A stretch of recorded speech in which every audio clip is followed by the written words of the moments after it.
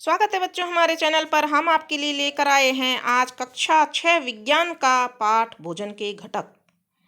तो बच्चों हम भोजन के घटक के बारे में जानेंगे कि भोजन हमें क्यों करना चाहिए, इसकी आवश्यकता क्यों होती है और भोजन के घटक कौन कौन से हैं।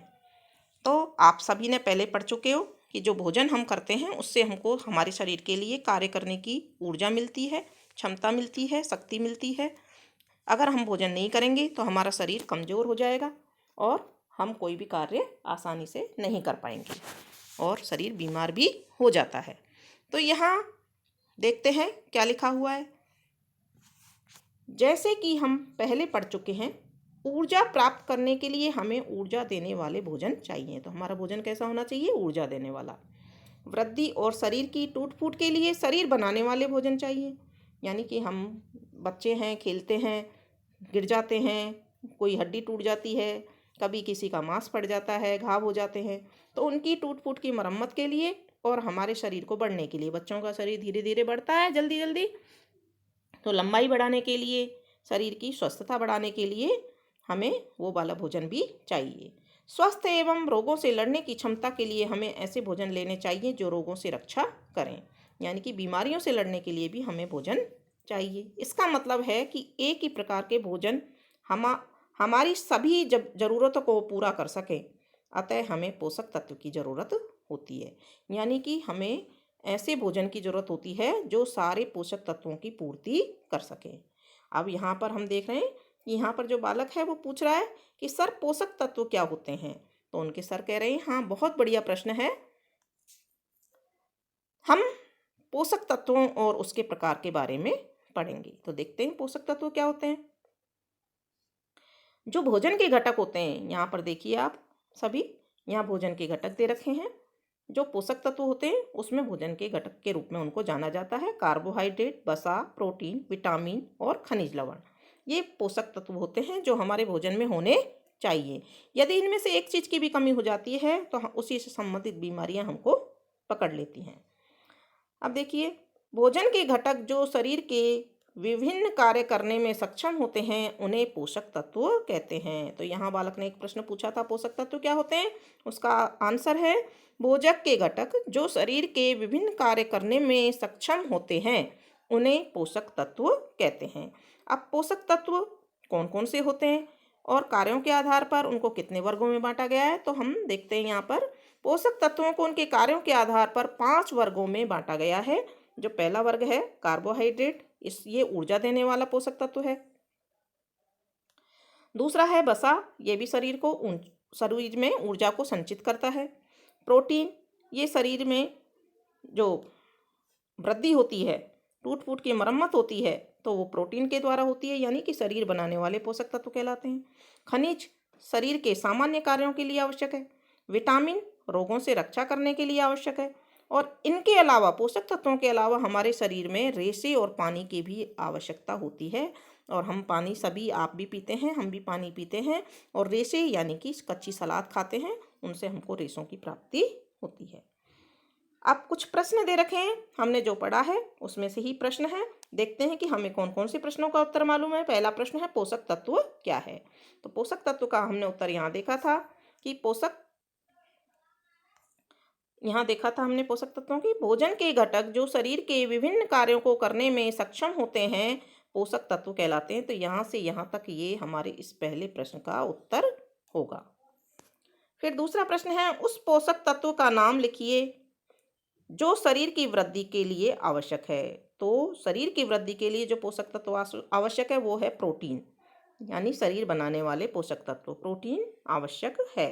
तो यहाँ हम लिख देंगे इसके उत्तर में प्रोटीन।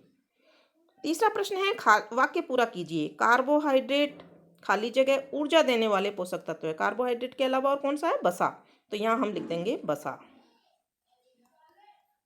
यहाँ वसा आ जाएगा।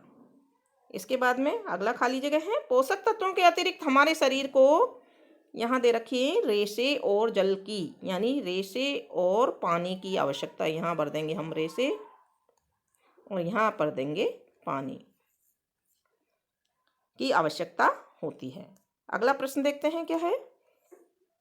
आप रोजाना 5 किलोमीटर की दौड़ लगाते हैं, आपके खाने में कौन सा पोषक तत्व होना चाहिए, यानी ज़रूर होना चाहिए। तो हमारे 5 किलोमीटर की दौड़ लगाने के लिए हमें ऊर्जा की आवश्यकता होती है। और ऊर्जा देने वाले पोषक तत्व कौन कौन से हैं? कार्बोहाइड्रेट और वसा। तो कार्बोहाइड्रेट और वसा हम यहाँ लिख देंगे, ये दोनों हम लिख देंगे कि इन पोषक तत्वों का उपस्थित होना जरूरी है। तो इस तरह से हमारे ये सारे प्रश्न हो जाते हैं। और इसके आगे फिर हम देखते हैं कार्बोहाइड्रेट क्या होता है। कार्बोहाइड्रेट, जैसा कि आप पढ़ चुके हैं, कार्बोहाइड्रेट ऊर्जा प्रदान करने वाले पोषक तत्व हैं। हमारे भोजन में उनका उपस्थित होना बहुत जरूरी है, क्योंकि हम बहुत सारे कार्य करते हैं, दौड़ लगाते हैं, भागते हैं, पढ़ते हैं, इसके अलावा छत पे घूमते हैं, खेलते हैं, खेल खेलते हैं, डांस करते हैं। इन सारे कार्यों के लिए हमारे शरीर को ऊर्जा की आवश्यकता होती है, और ऊर्जा हमें कार्बोहाइड्रेट से मिलती है। यहाँ एक सारणी दी हुई है, खाने की चीज़ों की सूची बनाइए जिन्हें आप प्रतिदिन खाते हैं। तो यहाँ रोटी लिखा हुआ है, हम दूसरा लिख देंगे दाल, सभी दाल खाते हैं। हरी सब्जियाँ, हरी सब्जियाँ। इसके बाद हरी सब्जियों के बाद में हम लिख देंगे यहाँ पर दूध, आप सब दूध खाते होंगे, दूध पीते होंगे। दही खाते हैं, दूध पीते हैं।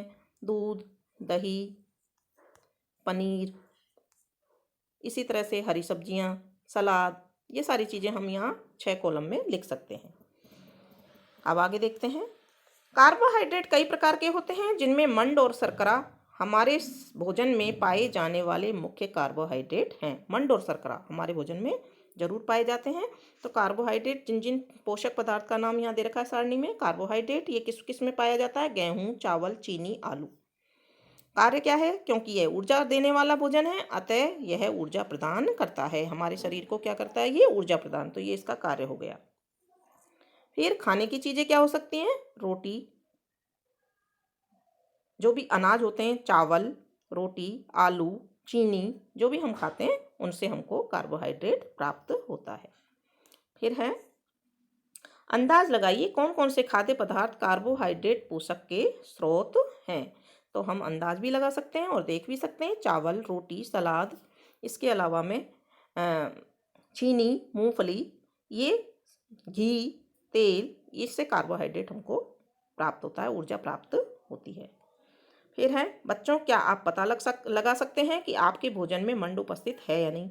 हमने ऊपर पढ़ा कि मंड हमारे भोजन में होता है कार्बोहाइड्रेट में।